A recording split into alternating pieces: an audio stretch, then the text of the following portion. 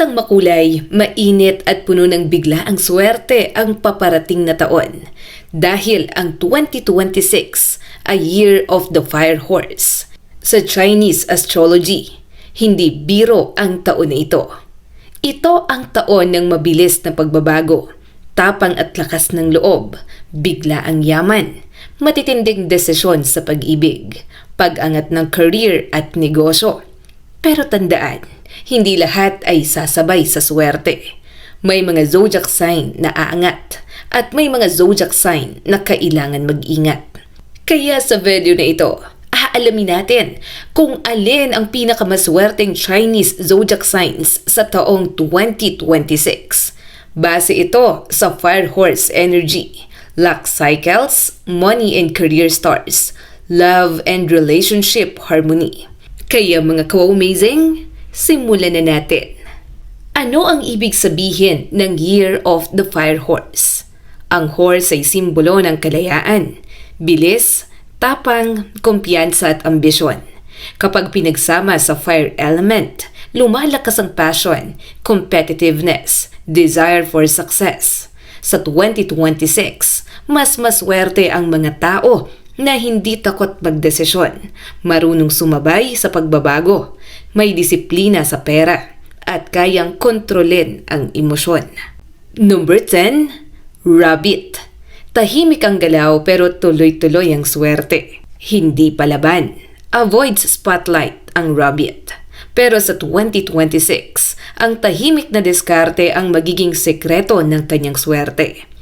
Bakit maswerte ang Rabbit sa 2026?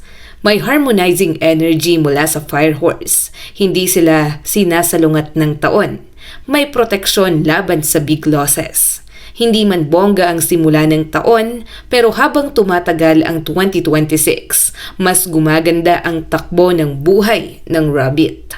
Pera at kabuhayan. Stable income, maswerte sa online work, freelancing, creative jobs, small negosyo, unti-unting pagtaas ng savings. Paalala, hindi ito taon ng biglaang yaman, pero taon ito ng siguradong progreso. Pag-ibig, mas malalim ang relasyon ng may partner, tahimik pero sincere ang love life. Single rabbits naman, may darating na mahinahon pero seryosong tao. Ang lucky months ay Abril, Agosto at Nobyembre. Payo para sa Rabbit, huwag magmadali. Ang swerte mo ay dumarating ng dahan-dahan pero sigurado. Number 9, Goat or Sheep. Emosyonal na katalinuhan ang puhunan sa swerte. Ang goat ay kilala sa pagiging sensitive, emosyonal at maalalahanin. At sa 2026, ang mismong ugali nilang ito ang magbubukas ng pinto ng swerte. Bakit umaangat ang goat sa 2026? May unexpected blessings. May taong tutulong sa tamang oras. Healing year pagkatapos ng hirap. Maraming goat ang makakaranas ng ginhawa matapos ang stress, katahimikan ng isip at bagong simula. Career at trabaho. Maswerte sa teamwork. Posibleng promotion dahil sa sipag. Hindi flashy pero kinikilala. Best fields, education, healthcare, social services, creative work. Buhay pag-ibig, year of emotional healing, posibleng pagbabalikan o closure. Para sa single, seryosong relasyon, hindi laro. May marriage luck ang goat sa late 2026. Ang payo para sa goat, kapag natutunan mong pahalagahan ng sarili mo, doon darating ang tunay na swerte. Number 8, Tiger. Matapang, mabilis at handang sumugal.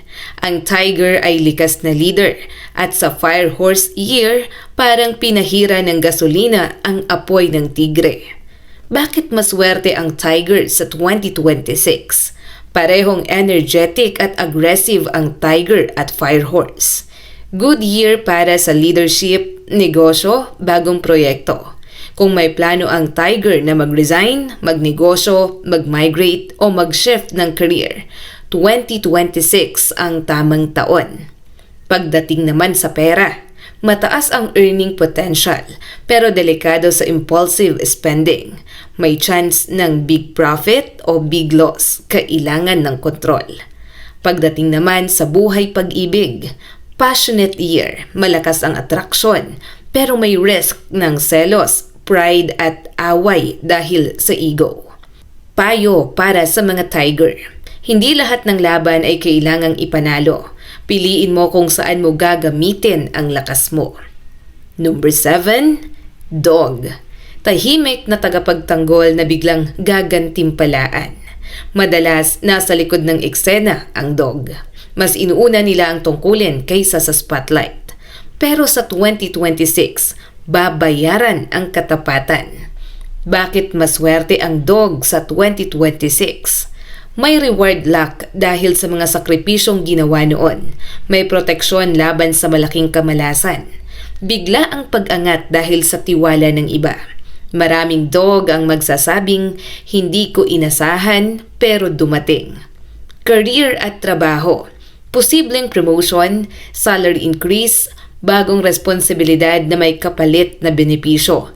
Maswerte sa government, corporate, security, legal and service-oriented work. Ang sekreto, consistency.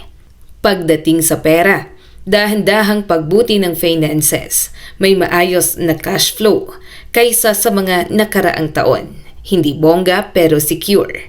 Sa pag-ibig naman, stable relationships at para sa mga single, may darating na taong mapagkakatiwalaan. Hindi flashy pero pangmatagalan. Payo para sa mga dog. Huwag mong maliitin ang sarili mo. Ang mundo ay marunong gumanti sa tapat. Number 6, pig. Masayang swerte at bigla ang biyaya. Ang pig ay likas na masaya, generous at positive. At sa Fire Horse Year, ang positibong enerhiya ay magnet ng swerte. Bakit umaangat ang pig sa 2026? Strong luck multiplier, maswerte sa pera, social connections at opportunities. Kapag masaya ka, mas dumadami ang biyaya. Pera at negosyo. Good year para sa food business, entertainment, online selling, may chance ng bonus, gifts, unexpected income. Babala, mahilig gumastos ang pig, mag-ipon din. Pagdating naman sa pag-ibig, romantic year, mataas ang chance ng bagong relasyon, engagement, marriage. Mainit ang chemistry kaya siguradong seryoso ang intensyon. Payo para sa mga pig. Tamasahin ang biyaya, pero alalahaning ang swerte ay mas tumatagal kapag pinapahalagahan. Number 5, rooster. Diskarte at disiplina equals tagumpay. Ang rooster ay masinop, observant at madiskarte. At sa 2026, ang talino at sipag nila ay sasabog sa resulta. Bakit maswerte ang rooster sa 2026? Strong career star, favorable sa leadership, planning, execution. Kung may matagal ka ng plano, ito ang taon para tuparin mo yon.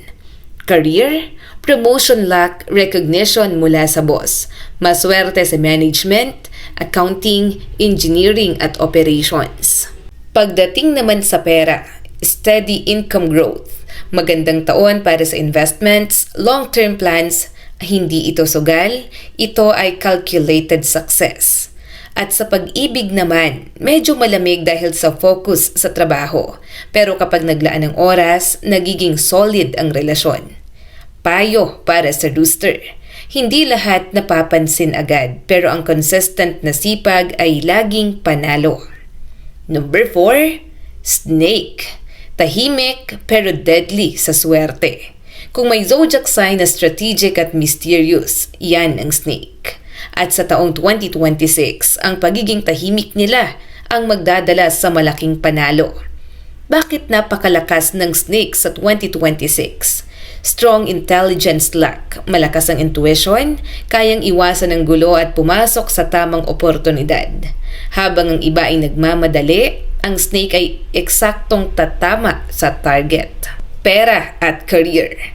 Excellent year para sa investments, negosyo, strategy-based work. Mataas ang chance ng financial leap, power position. Paalala, huwag masyadong maging sekreto sa maling tao. Pag-ibig, intense pero pribado. Posibleng secret admirer, biglang seryosong relasyon, at kapag umibig ang snake, malalim at pangmatagalan. Payo para sa snake. Hindi kailangang ipagsigawan ng plano. Hayaan mong ang resulta ang magsalita. Ka-amazing kung malakas ng swerte ng top 10 hanggang top 4. Mas matindi ang paparating na swerte sa top 3, 2 at 1. Ang mga zodiac signs na ito ay kayang baguhin ang buong direksyon ng buhay sa 2026. May once-in-a-decade opportunity at pwedeng magsabing, ito ang taon ko. Huminga ka muna dahil sisimulan na natin ang final countdown. Number 3, Monkey. Diskarte plus swerte equals big break. Kung may zodiac na pinakamatalino sa pag-iwas sa problema at pagkuha ng oportunidad, yan ang monkey. At sa 2026, parang laro lang sa kanilang buhay, pero panalo ang resulta. Bakit sobrang lakas ng monkey sa 2026? Malakas ang opportunity luck, mabilis makapansin ng chance, kayang gawing pera ang idea. Habang ang iba ay nagdadalawang isip, ang monkey ay nakagawa na ng hakbang. Pera at career. Excellent year para sa negosyo, online content, trading, marketing. May chance ng viral success, big client at sudden promotion. Ang keyword ng monkey ay timing. Pag-ibig, masaya at playful ang love life. Maraming admirers pero kailangang pumili ng seryoso. Payo para sa monkey. Huwag sayangin ang talino sa maling laro. Piliin ang panalong mesa. Number 2, Dragon. Kapangyarihan, karangalan at pag-angat. Hindi pwedeng mawala ang dragon sa usapang swerte. At sa 2026, bumabalik ang kanyang tunay na lakas. Bakit halos pinakamaswerte ang dragon? Compatible sa fire horse energy. Malakas ang leadership luck, fame luck, authority luck. Maraming dragon ang mapopromote, kikilalanin o ilalagay sa mataas na posisyon. Pagdating sa pera at status, malaking pag-angat ng income, good year para sa negosyo, real estate, malaking investment, hindi lang pera, status ang tumataas. Sa pag-ibig naman, powerful attraction at posible ang engagement, marriage, destiny level relationship. Kapag umibig ang dragon, buong puso. Payo para sa dragon. Ang tunay na leader ay marunong magpakumbaba. Doon mas tumitibay ang kapangyarihan. Number 1, Horse. Ang pinakamaswerteng Chinese zodiac sa 2026. At ngayon, ang pinakahihintay ng lahat. Walang iba kundi ang horse. Bakit top 1 ito sa 2026? Dahil ito ay Year of the Fire Horse. Ibig sabihin, doble ang energy, doble ang lakas, doble ang opportunity. Para sa horse, bukas ang lahat ng pinto. Pera at tagumpay, highest luck sa negosyo, career growth, expansion. May chance ng life-changing money, international opportunities, leadership breakthrough. Maraming horse ang magsasabing, ngayon ko lang naranasan ito. Pagdating naman sa pag-ibig, magnetic ang dating. Madaling mapansin, high chance ng true love, marriage, family expansion. Passion at commitment ang kombinasyon. Babala para sa horse. Ang sobrang swerte ay may kapalit. Mag-ingat sa burnout, impulsive decisions at overconfidence. At ang payo para sa horse, hindi ka hinahabol ng swerte. Ikaw ang swerte. Gamitin mo ito ng may talino. Ka-amazing, ang swerte ay hindi lang ibinibigay. Inaabot din ito ng tapang, sipag at tamang desisyon. Kung kabilang ka man sa top 1 o top 10, tandaan mo ito. Ang 2026 ay taon ng pagkilos. Huwag matakot sumubok. Ang swerte ay mas kumakapit sa handang lumaban. Kung nagustuhan mo ang video na ito, huwag kalimutang mag-like, subscribe, at i-share mo na rin para mas marami pa ang swertehin katulad mo.